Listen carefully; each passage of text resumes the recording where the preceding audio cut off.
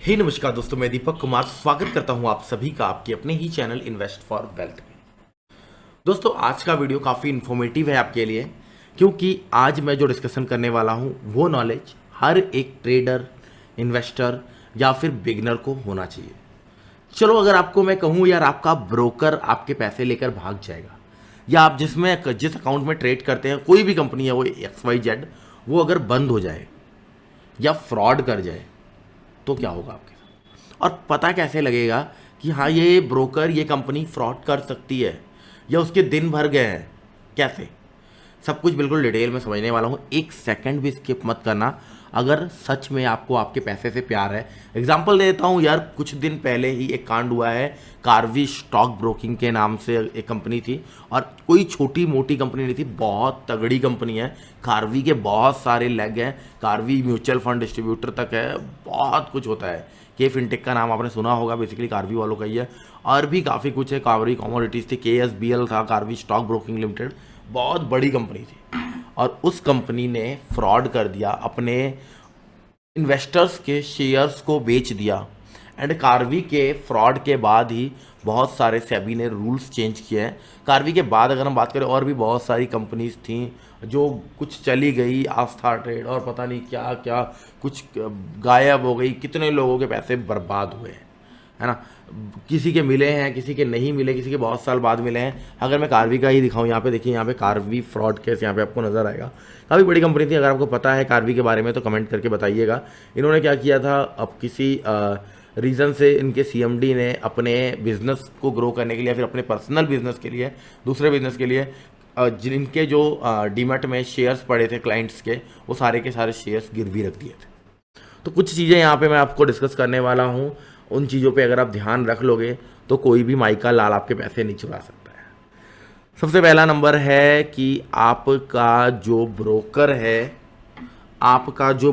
है वो broker SEBI registered होना चाहिए। सेबी रजिस्टर्ड। एंजल ब्रोकिंग है, बिल्कुल है। जीरोधा है, बिल्कुल है। बट कई सारे ऐसे ब्रोकर्स अभी हैं जो आपको ऐप भी बिल्कुल वैसे ही देंगे, सब कुछ बिल्कुल वैसे ही रहेगा, कहीं ना कहीं से आपको रेफरेंस में आ जाएगा। बट वो होते हैं डब्बा वाले ट्रेडर। क्या होते हैं?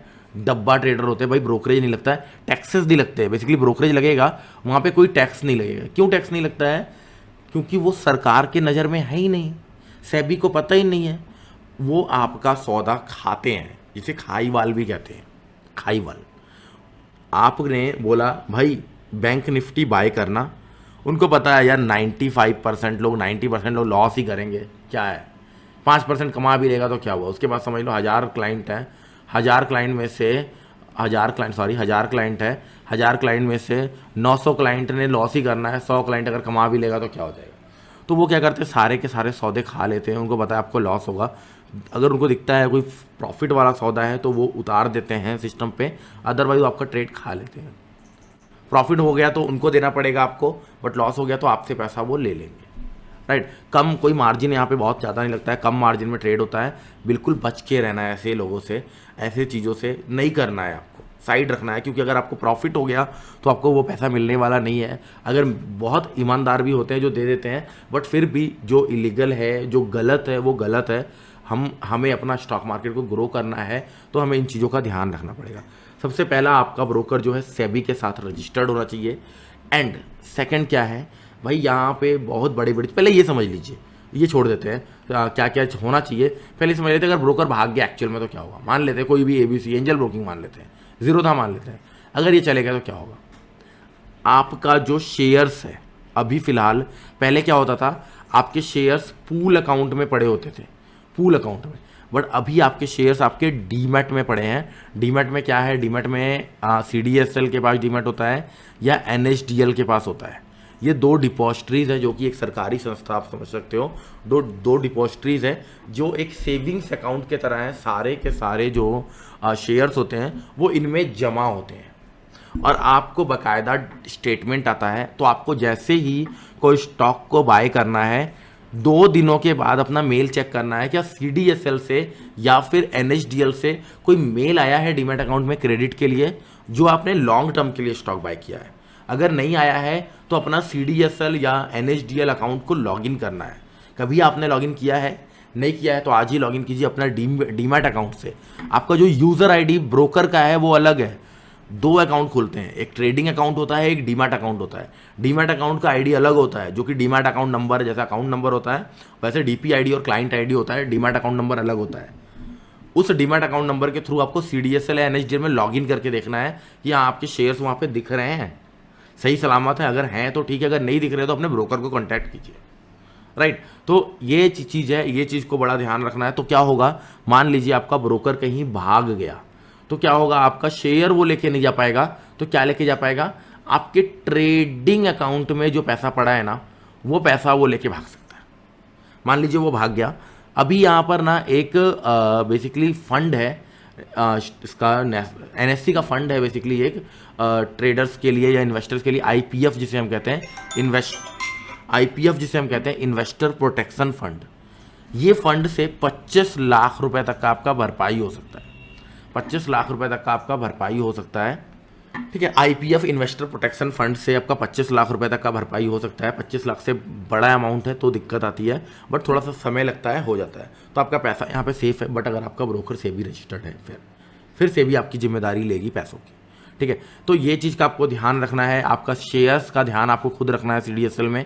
और कैश जो है, अब कैश को कैसे बचाया जाए, सबसे पहले मैंने क्या कहा आपको कि आपका ब्रोकर से भी रजिस्टर्ड हो जाना चाहिए। दूसरा, एक क्वार्टरली सेटलमेंट होती है। क्या आपका ब्रोकर ऑटोमेटिक हर 3 महीने में आपके ब्रोकिंग से, आपके डीमैट, आपके ट्रेडिंग अकाउंट से पूरा का पूरा पैसा आपके सेविंग्स अकाउंट में भेजता है? यस और नो। अगर भेजता है देन ओके है, अगर नहीं भेज रहा है तो लिक्विडिटी क्रंच। कार्वी में सबसे बड़ा रीज़न यही हुआ था भाई, किसी का पे आउट ही नहीं आ रहा था। कार्वी स्टॉक ब्रोकिंग में किसी का पे आउट नहीं आ रहा था, वो पे आउट डालते थे, रिजेक्ट होता था, रोज आजकल का बेवकूफ़ बनाया जा रहा था। तो पे आउट क्या स्मूथ है आपका, मतलब आज आपने अपना पे आउट पंच किया, पे आउट मतलब समझते हो, आपके ट्रेडिंग अकाउंट में जो पैसा है उसको आपने सेविंग्स अकाउंट में मंगवाना है। आज आपने पंच किया 9 बजे, 9:30 बजे तक, 11 बजे से पहले, सेम डे 4 से 5 बजे तक आपके अकाउंट में वो पैसा पहुंच जाना चाहिए आपके सेविंग अकाउंट में। अगर पे आउट रेगुलर है तो ठीक है। कैसे चेक करें पे आउट रेगुलर है कि नहीं? हर वीक में ट्राई करो फ्राइडे अपना पे आउट ले लेना, या फिर सैटरडे अगर आपका ब्रोकर देता है तो सैटरडे अपना पे आउट ले लो, मंडे फिर डाल लेना, कोई दिक्कत नहीं है, बट एक बार अपना पे आउट आप मांग लो उनसे, ठीक है। इससे क्या होगा, सैटरडे संडे आपके बैंक में पड़ा रहेगा, उसका भी कुछ इंटरेस्ट आपको मिल जाएगा और इससे ब्रोकर भी चेक हो जाएगा। तो ट्राई कीजिए कि पे आउट विड्रॉल करने का, फंड विड्रॉल करने का ट्राई कीजिए हर दूसरे मतलब वीक में एक बार तो ट्राई कीजिए, या 1 महीने में 2 बार ट्राई कर लीजिए, लेकिन जरूर ट्राई कीजिए, इससे आपका ब्रोकर चेक हो जाएगा। नेक्स्ट अगर हम देखें तो आपको बेसिकली अपने ब्रोकर का टेक्निकल पार्ट बड़ा ध्यान रखना है। आपका जो ब्रोकर है वो टेक्निकली कितना स्ट्रांग है, मतलब कि उसके एप्स लैगिंग तो नहीं है, NSE के साथ सिंक तो ऐसा तो नहीं है, प्राइस कहीं और चला गया है, आपका एक जगह पे खड़ा हो गया है, आपको रिफ्रेश करने की ज़रूरत है, आप बार बार देख नहीं पा रहे हो सही तरीके से, लैगिंग प्रॉब्लम ना हो। एंड साथ ही साथ उससे बड़ा कि ऐसा तो नहीं है कहीं आपने ऑर्डर डाला है बट आपका ऑर्डर ही एग्जीक्यूट नहीं हो रहा है, बार बार पेंडिंग में चला जाता है। ये सब चीज़ें थोड़े से हैं जो आपके पैसे ख़राब कर सकते हैं। तो आप देख लीजिए थोड़ा टेक्निकली स्ट्रांग हो आपका ब्रोकर, है ना। कुछ ब्रोकर्स हैं जिसके लिंक्स मैंने डिस्क्रिप्शन में दिए हुए हैं, अगर आप हमारे लिंक से इन ब्रोकर्स में डीमैट अकाउंट ओपन करवाते हो तो बिल्कुल फ्री ऑफ कॉस्ट हम आपको अपने प्रीमियम ग्रुप में भी ऐड कर लेते हैं।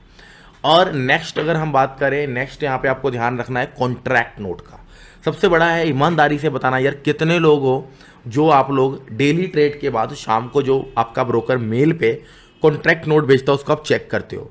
भाई उसको चेक करो, वहाँ पे कोई एक्स्ट्रा कोई हिडन चार्जेस तो नहीं लगे हैं, कोई चार्जेस तो नहीं लगे हैं, ब्रोकरेज क्या सही कैलकुलेट की जा रही है, कुछ आपको दिक्कत तो नहीं आ रहा कि आपने माल काटा था यहाँ इस रेट पे, आपका माल क्या है इस रेट पे। तो कॉन्ट्रैक्ट नोट्स भी आपको डेली देखने हैं। मैं गारंटी के साथ कह रहा हूँ 50% लोग ना कॉन्ट्रैक्ट नोट अपना खोल के देखते ही नहीं है, कितना ब्रोकरेज लगा, कितने टैक्सेस लगे हैं, या पता ही नहीं है क्या क्या टैक्सेस होते हैं इसमें। तो ये कुछ पॉइंट्स हैं छोटे छोटे, बेसिकली जो मेन बड़ा पॉइंट है लिक्विडिटी क्रंच का ही होता है। अगर आपका ब्रोकर भागने वाला है तो ये साइंस होते हैं। आपका शेयर जो है डीमैट में नहीं दिखता है, शेयर अगर आपके पूल अकाउंट में पड़ा, जो कि अभी ख़त्म हो गया है, पहले बहुत होता था, बट फिर भी ध्यान रखिए आपके डिविडेंड टाइम टू टाइम आपके बैंक अकाउंट में पहुंच रहे हैं या नहीं, है ना। आपके डिविडेंड का ध्यान रखिए। अगर कोई स्टॉक आपका बोनस दे रहा है या फिर कोई स्टॉक आपका स्प्लिट हो रहा है, वो स्टॉक्स आप में ऐड हुए कि नहीं, इन सब चीज़ों का बेसिकली थोड़ा सा ध्यान रखना पड़ता है। होप करता हूँ गाइस वीडियो आपको इन्फॉर्मेटिव लगी है। वीडियो अच्छा लगा तो चैनल को सब्सक्राइब कर लेना, वीडियो को लाइक करना मत भूलना। Thank you.